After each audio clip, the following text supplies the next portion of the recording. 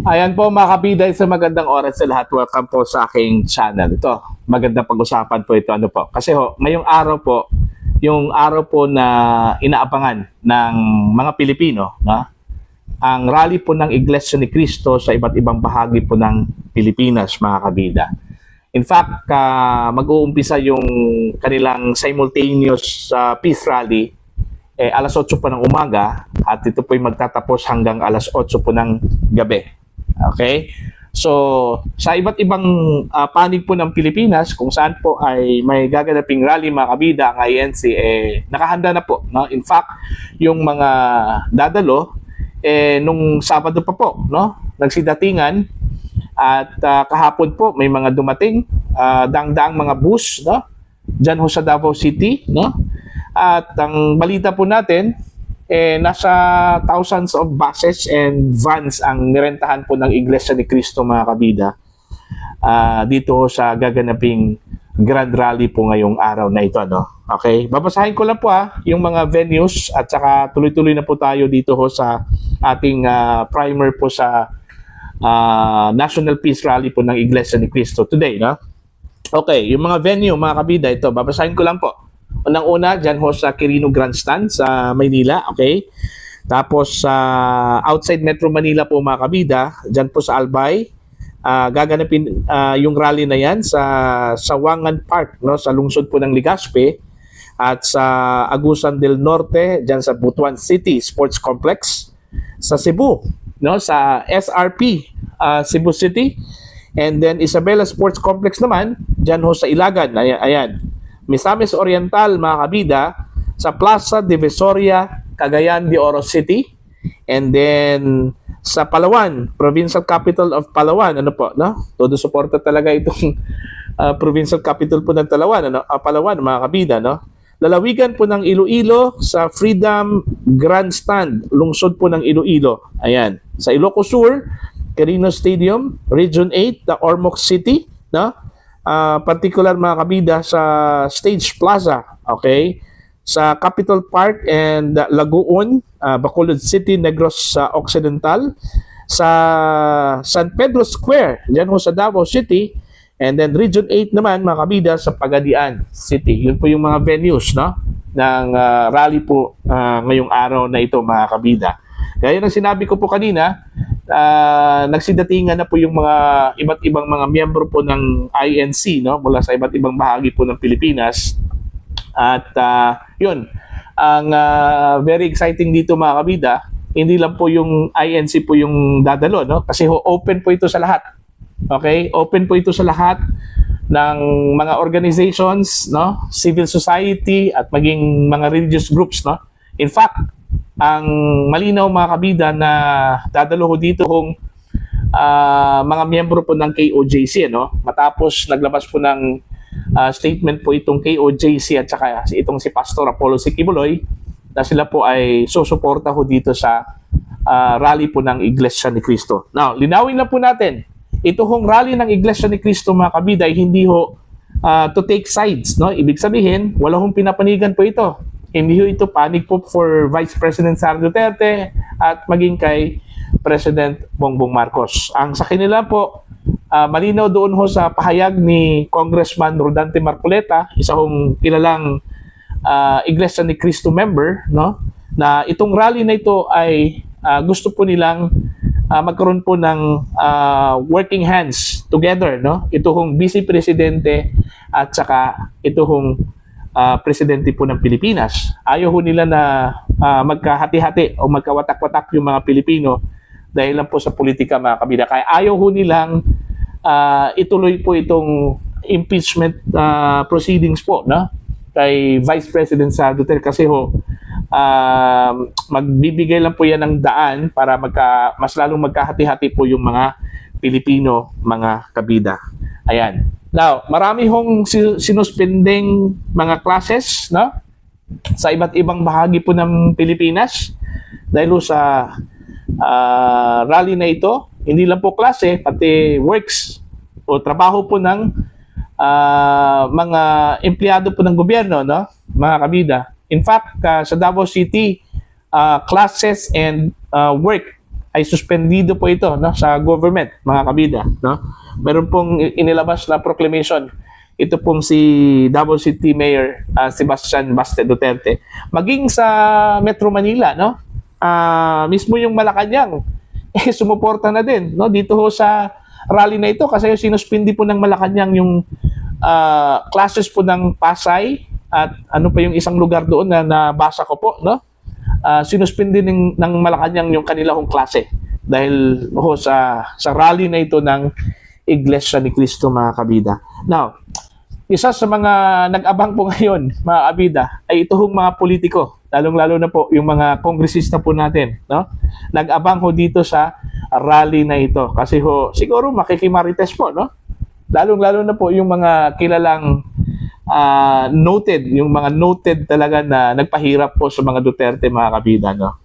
Kasi mark na yan sila eh. No? Kahit na sabihin po natin hindi ho matuloy yung impeachment dyan ho sa House of Representatives, noted na yan sa INC yung kanila hong ginawa. So ibig sabihin, baka hindi na po dadalhin yan sa listahan ngayong eleksyon, mga kabida, itong mga politiko. Kaya siguro yung iba, nag-abang sila ngayon, siguro nag-obserba, no?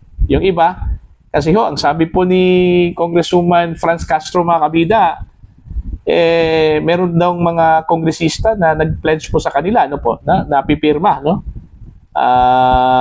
Dito ho sa impeachment complaints. Pero titingnan lang po natin kung matutuloy po ba ito, no? Kasi ho, yun nga sabi ko kanina marami hong mga mababatas po na nag-alangan dito ho sa impeachment na yan. Kasi ho, baka madadali ho sila sa eleksyon. Alam naman po natin na ang panahong ito, mga kabida, election period, ito yung panahon na manliligaw po sila sa mga iba't ibang religious groups. Katulad na po ng Iglesia ni Cristo. Na? Iba kasi yung INC, no? Ikumpara sa ibang mga religious groups, mga kabida. Kasi itong INC solid, no? Black voting. Walang ibang religious group na ganun bumoto, no? Black voting, mga kabida. Kung ano yung sasabihin po ng kanilang kataas-taasang leader, no? Susundin talaga yan, no? Ng Iglesia ni Cristo, hindi katulad ng iba. Pag sinabi po ng, like for example, Katoliko, na huwag nating iboto ito, hindi yun susunod. Maraming hindi susunod. Okay? Okay, hindi katulad po ng Iglesia ni Cristo na united talaga, no? Okay? Pinakinggan talaga nila yung gusto po ng kanilang leader, ano po. Kaya yun, dapat matakot yung mga politiko, ano po, no? Dito ho sa INC. Very influential talaga ito, no? Yung sinasabi po nilang may intriga kasi, mga kabida na nabayaran daw itong INC kaya magkakaroon po sila ng rally today, no? Binayaran daw ito ng mga Duterte, no? Kaya nung narinig ko yan, natatawa lang talaga ako, no? Kasi ho, hindi ho kaya bayaran ng mga Duterte itong INC, no? Mas mayaman po ito sa mga Duterte, no? Kasi ho, unang-una, napakalaking religious group po ito, no? Hindi ho lang sa Pilipinas, mga kabida, sa buong mundo, no? Marami ho silang mga sangay sa buong mundo, no? Kaya nga, hindi ho natin pwedeng i-underestimate po itong INC na magpapabayad. Hindi, malabo yun, no? Malabo yun. Tsaka pangalawa, batid ho doon sa ating, sa ating nalaman, mga kabida, gumastos po yung INC just for this event, no? Hundreds of millions. Okay? Mantakin nyo ilang bus at saka vans yung kanilang nirentahan. Ang alam ko libo-libo yung bus pa lang. Sa buong Pilipinas na yan libo-libo na yan. Okay? Plus van pa. Hindi pa kasali doon, mga kabida, yung food, no? Yung pagkain po. Mantakin yung pagkain mula breakfast, lunch, at maging sa dinner po nila, no? Baka po nung Saturday pa, nung dumating po sila dito, bayad na po yung kanilang pagkain, di ba? So plus hotel accommodation pa. Di ba? Ang pagkakalap ko po, sa Davao City, fully booked yung mga hotels doon. Okay? Since Saturday pa po, no? Dami na pong naka-reserve. So, fully booked yun eh. How about doon sa iba pang mga venues, ibang mga lugar, kung saan meron pong rally po itong INC, mga kabida. Diba? So, hindi ho malayo na gumastos po yung INC ng hundreds of millions, ano? Okay? At saka hindi naman po natin pwedeng sabihin na gumastos po dito yung mga local government units, ang gobyerno. Hindi. Diba? Hindi. Saka hindi ho ugali yan ng Iglesia ni Cristo eh. Diba? So, yun po, no? So, yung nagsasabi po na binayaran po ang Iglesia ni Cristo ng mga Duterte, baka nanaginip lang po kayo. Okay? Baka nanaginip lang po kayo. Okay? Wala hong basihan yan, mga kabida. So, titingnan na lang po natin, mga kabida, kung ano yung magiging ganap, no? Today. Kasi sabi ko na kanina, mag-umpisa po itong rally na ito at 8 o'clock, okay? Today. And then, magtatapos yan, alas 8 po ng gabi, mga kabida. Kasi yun yung nakalagay po sa kanilang permit. Sa lahat ng mga lugar kung saan meron pong rally po itong Iglesia ni Cristo. Kasi simultaneous po ito, mga kabida, no? Simultaneous. Ang matindi po dito, kasi yung target na sinabi po nila na 2 million, baka sumobra pa, no? Mga kabida. Kasi hindi lang po exclusive po ito ng Iglesia ni Cristo yung rally na ito no? Nag-imbita po sila, open po ito sa lahat po na gustong dumalo, no? Plus ito pang KOJC, mga kabida. Ang sabi po nila, ina-underestimate po nila itong KOJC kasi wala na daw. Nakulong na daw yung kanilang founder. So, nagkawatak-watak na raw ito. Hindi nagkawatak-watak yung KOJC. Andyan pa rin yan. Kahit nakulong yung kanilang founder, dahil sa kinakaharap na kaso, hindi ibig sabihin na nagkawatak-watak na yan. No? May boses pa rin itong si Pastor Kibuloy para doon sa kanila. No? Okay. Yung KOJC pa lang, mga kabida, shall we say, nasa 2 to 3 million. Okay? Rough estimate lang po. Okay? Kahit na 1 million lang po. Dadagdag doon sa 8 to 10 million members po ng Iglesia ni Cristo, mga kabida. Yung sinabi po nilang 2 million, hindi ho sa buong Pilipinas, isang venue lang yan. Diyan ho sa Quirino Grandstand. Kasi hinahabol po ng Iglesia ni Cristo yung record na yan, ano? Yung kanilang Guinness World Record noong 2018 na 1.5 million na dumalo sa isang pagtitipon lang po. Ano po? Okay? So, posibleng aabot po daw ng 5 to 6 million yung dadalo po sa rally na ito today, mga kabida. Ayan. So, kung magkakatotoo yan, dapat matakot talaga itong mga politiko, no? Lalong-lalo na po yung mga mark na po ng Iglesia ni Cristo. Yung mga nagpahirap po sa mga Duterte, mga kabida.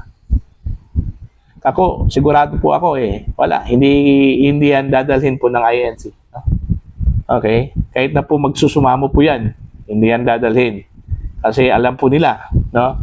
Na ito pong mga taong ito po yung mga nagpahirap po sa mga Duterte, mga kabida.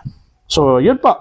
So, titingnan na lang po natin. Ang atin na lang pong ipanalangin, sana po ay maging successful at peaceful po itong rally na ito. Wala hong mananabutahe, mga kabida. Yun lang po yung dinadasal po natin, no?